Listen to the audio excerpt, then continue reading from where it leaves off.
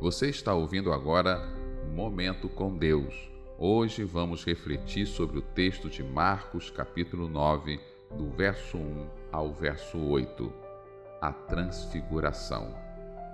Em verdade lhes digo que, dos que aqui se encontram, existe alguns que não passarão pela morte, até que vejam ter chegado com poder o reino de Deus.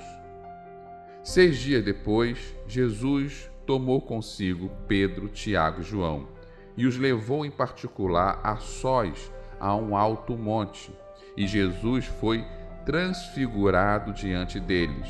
As suas roupas se tornaram resplandecentes, de um branco muito intenso, como nenhum lavandeiro do mundo poderia alvejar. E lhes apareceu Elias com Moisés, e estavam falando com Jesus. Então Pedro, tomando a palavra, disse a Jesus: Mestre, bom é estarmos aqui. Façamos 3 tendas, uma para o Senhor, outra para Moisés e outra para Elias, pois não sabia o que dizer, por estarem eles apavorados. A seguir, veio uma nuvem que envolveu, e nela veio uma voz que dizia: Este é o meu filho amado, escutem o que ele diz. E, de repente, olhando ao redor, não viram mais ninguém com eles, a não ser Jesus. O texto da transfiguração de Cristo é um texto extremamente curioso, e por isso eu vou citar rapidamente algumas curiosidades que me chamam a atenção. A primeira coisa que me chama a atenção: depois da morte, nós vamos reconhecer as pessoas. Sim, vamos. Muitas pessoas me perguntam: eu vou lembrar das pessoas que morreram, das pessoas que eu conheci aqui na vida, lá no céu? Claro que vai. Como eu sei? Através desse texto. Jesus reconhecia Moisés, Jesus reconhecia Elias, e eles reconheciam Jesus. Até mesmo os discípulos ficaram sabendo de alguma forma que aquele era Moisés, que aquele era Elias. Então, eles se reconheciam, falavam, conversavam, mostrando claramente que após a morte nós iremos reconhecer as pessoas, vamos falar o nome delas, vamos conversar com elas, como Jesus estava fazendo com Moisés e Elias na transfiguração. Apenas uma curiosidade. Mas aqui tem uma grande esperança. Existe um teólogo famoso que dizia que aqui está a esperança futura, sendo de uma forma muito pequena, dando spoiler para os discípulos mais íntimos de Cristo, a Pedro, Tiago e João, mostrando um pouquinho do que vai ser no futuro.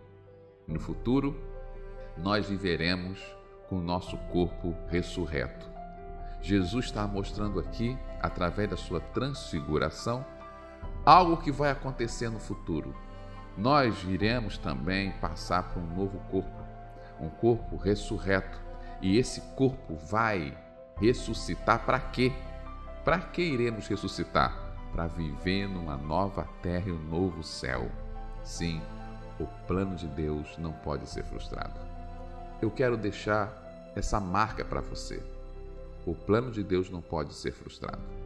Jesus e Deus, Pai e o Espírito Santo, os 3 que são um, o Deus da Trindade, ele tinha um plano. Na verdade, eles têm um plano. Um plano de nos colocar num local aonde não há dor, não há lágrimas, aonde não há pecado, aonde podemos interagir uns com os outros em harmonia, aonde não tem essa confusão que vivemos nesse mundo. Este foi sempre o plano de Deus. Foi assim que ele colocou Adão e Eva no paraíso. Deus sabia que naquele primeiro momento não ia dar certo. Era necessário que Adão e Eva pecassem. Mas agora, Deus deixou a esperança. Não quer dizer que o paraíso acabou. O meu plano de fazer um paraíso não acabou. Esse plano vai se cumprir no futuro. Só que agora muito melhor do que no início com Adão e Eva, porque vocês terão um corpo glorificado. E nós devemos focar nisso. Sabe uma curiosidade? Nós sempre estamos preocupados com o nosso futuro, com a nossa aposentadoria, como vamos viver depois da velhice, e essa preocupação é justa, mas deveríamos nos preocupar um pouco mais além desse futuro. Deveríamos nos preocupar em viver numa nova terra, num novo céu. Deveríamos nos preocupar em viver, nos prepararmos para esse futuro glorioso na eternidade que Jesus Cristo prometeu para mim e para você. E aqui eu posso ver, na minha visão, duas colunas para esse futuro. Uma, eu não vou nem citar muito dela, que é o Jesus Cristo. Jesus é o caminho para nós nesse futuro, por isso ele aparece de forma transfigurada. Ele é o caminho, ele que vai fazer com que esse futuro de um novo céu, uma nova terra, de uma vida ressurreta, se concretize por meio dele e para nos beneficiar. Ele é o centro de tudo. Mas, além disso, ele mostra duas figuras icônicas, Moisés e Elias. Moisés aqui, para mim, representa a misericórdia. Nós vamos entrar nesse futuro por meio da misericórdia e graça de Deus e não por nossos méritos. Porque, para mim, na minha visão, Moisés representa a misericórdia e graça de Deus. Porque Moisés recebeu no passado uma condenação de Deus Pai por causa de um erro dele. Ele não pisaria na terra prometida.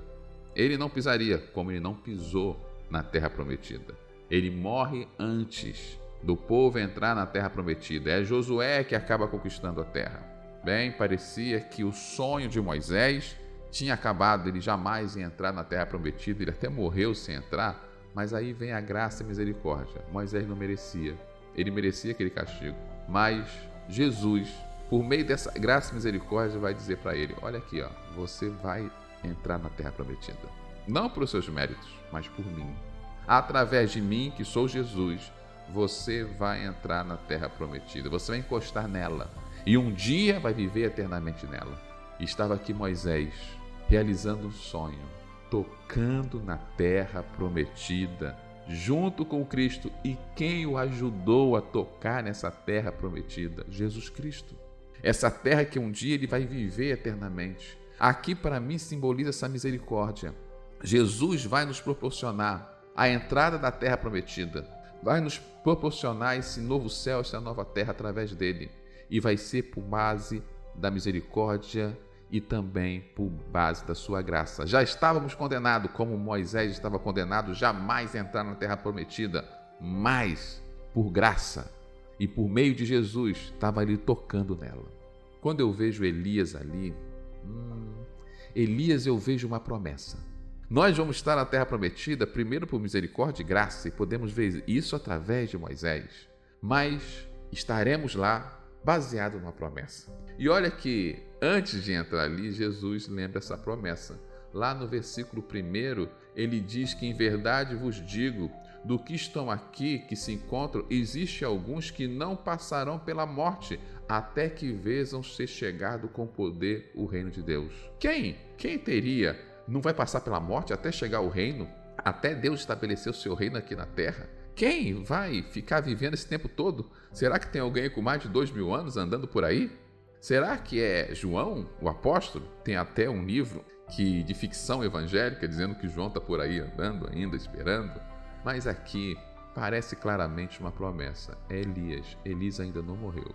Elias foi arrebatado aos céus. Elias ainda não conheceu a morte. E aí vem Jesus antes, preparando os discípulos para aquele momento da transfiguração, dizendo: olha, Elias não vai morrer enquanto não foi estabelecido com poder o reino de Deus.